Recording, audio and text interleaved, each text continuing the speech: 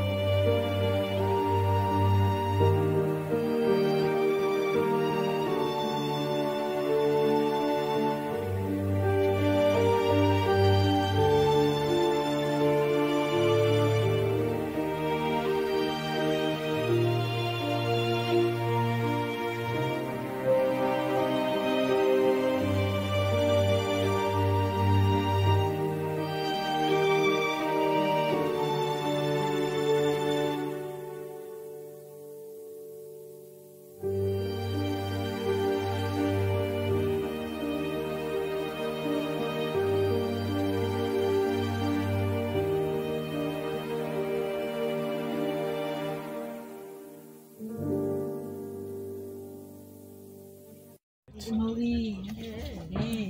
we close for fixing the new belt, but after fixing it, just the T-belt lamp cannot be switched off. Okay, so now I'm going to switch it off.